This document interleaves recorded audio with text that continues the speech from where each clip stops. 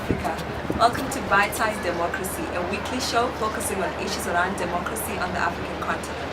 Our show gives you a snapshot of what's happening in Africa in fun, informative bite-sized segments. Do join in the conversation. Follow us on Twitter on @Afrique_democratic, #BSDemocracy. And please do like our Facebook page, the African Democratic Institute. On today's show, my guest is Ambassador Kwame Tapiwa Mzawazi, the Editor-in-Chief of the African Book of Records. Welcome to the show, sir. Thank you very much. Hello, Africa. Okay, we might as well just dive in while we're at it. You were born Errol Tapiwa Mzawazi, and you changed your name to Kwame. Yeah. Why is that?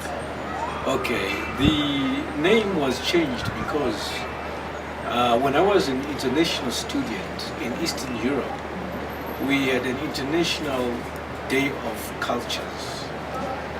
And there was a game we were supposed to play, which is to say, when you're called on stage, people are supposed to say, which country are you from, by your name. So when I was called on stage, I was still lost in the wilderness, and I was called Errol. And a lot of people said I was from Scotland or England. Yet I'd never been to Scotland, England. I don't even have any cultural, historical, traditional, spiritual, whatsoever links. So on that day, I realized I have the wrong name, because my name is misleading people about my identity. So I changed it because of that. Kwame, because I was doing it in honor of the greatest African ever, Kwame Nkrumah, the first president of modern Ghana. So yes, the name change was a historical and cultural necessity. It's unfortunate, but many Africans have the wrong address about themselves. You know, a name should be relevant to yourself. Okay, clearly you took the name Kwame. I'm almost 100% certain that you identify as a Pan-Africanist. Yes. What does it mean in 2017 to be a Pan-Africanist? Okay. In 2017, being a Pan-Africanist means being conscious of the transitional period in which we are as Africa. We are in a period which they want to call post-colonial, but we are not necessarily post-colonial yet. Perhaps in a political sense, but there are two fronts that we still need to deal with: the economic front and the cultural front. So until the black man has control over the economy and has control over his own culture, then we can say we've arrived. So a Pan-Africanist exists to push the agenda for economic and cultural independence. That's very impressive. So it's Africa for Africans. That's basically what you said. Well, of course, and I will say that unapologetically. God was not crazy when he said Africans should stay there, whites there, Chinese there. He knew what he was doing. Yeah. Okay, you're not just a Pan-Africanist, you do other things as well, and I'm going to ask you about one of them now. Yeah. You're the Editor-in-Chief of the Book of African Records. Yes. What is the Book of African Records? Okay.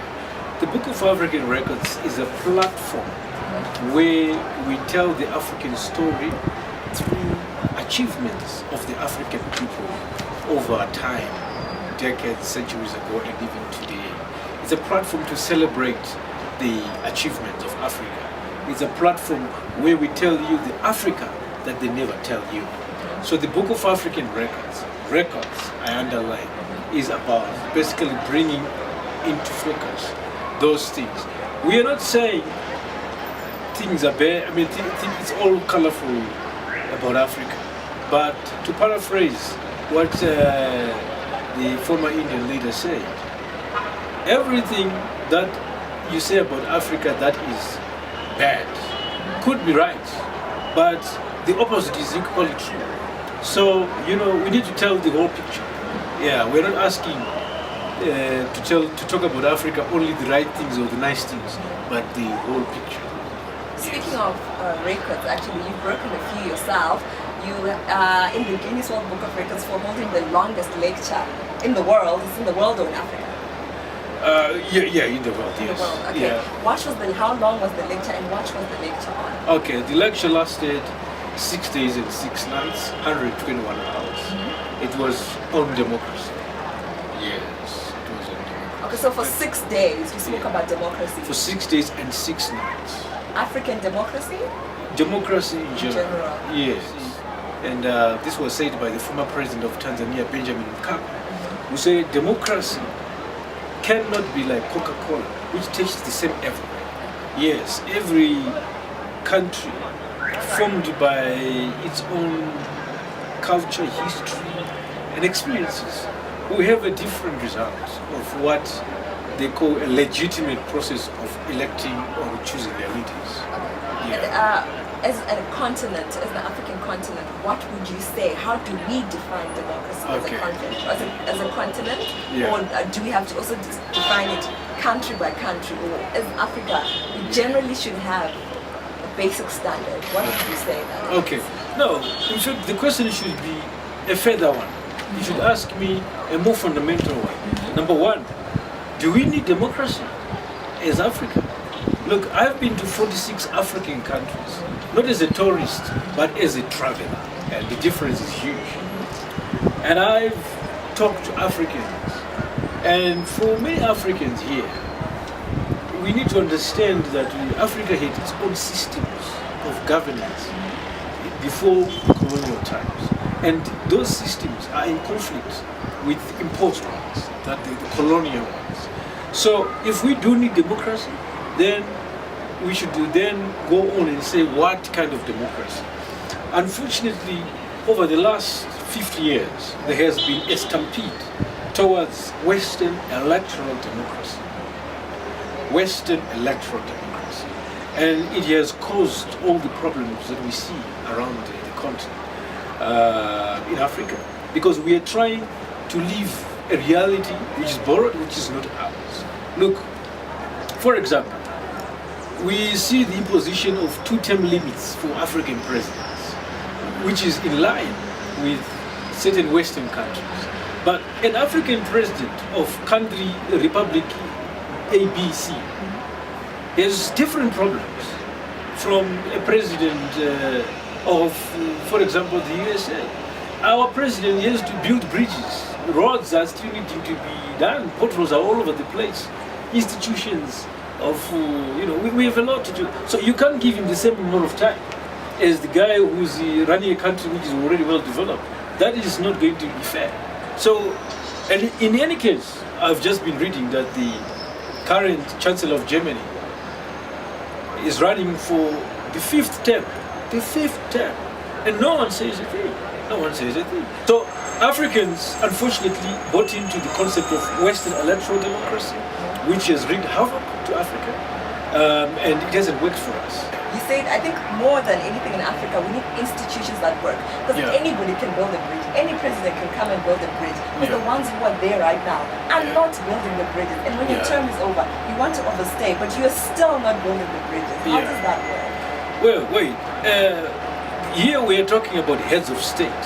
Whether you're elected or not, the point is, it's even worse that some people become heads of state by virtue of birth.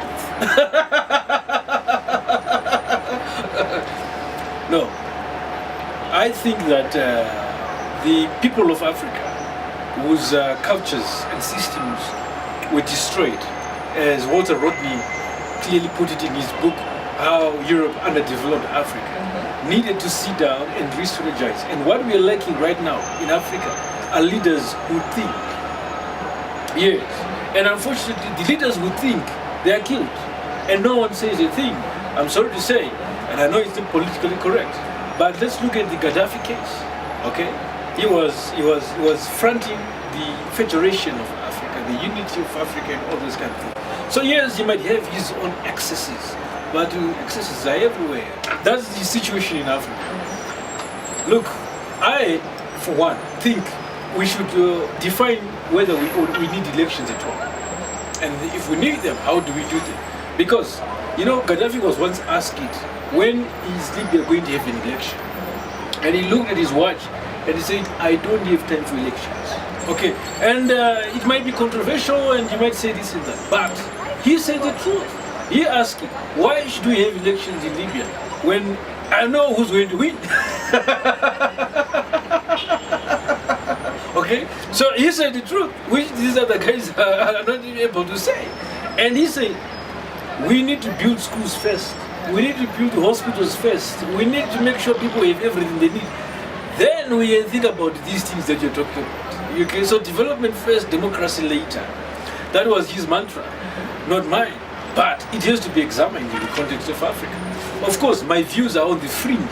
They are theoretical, but it's about time. You mentioned that you traveled across 46 African countries. Does that change your perception of Africa? Yeah, it has changed my perception of Africa. I've fallen more in love with Africa. I've become more patient with Africa. You know, before I started traveling, my professor said, don't go to Africans to teach them and workshop them about how to do things, because Africa will teach you. So I've been taught by Africa a lot of things. So yeah, you know, it's an ongoing process. It's a project that is, you know, ongoing. But the heart of the matter is you just fall in love more and more. Yeah. Thank you so much for watching. I'll leave you with this thought. Let Africa teach you. Thank you. Till next week. Goodbye.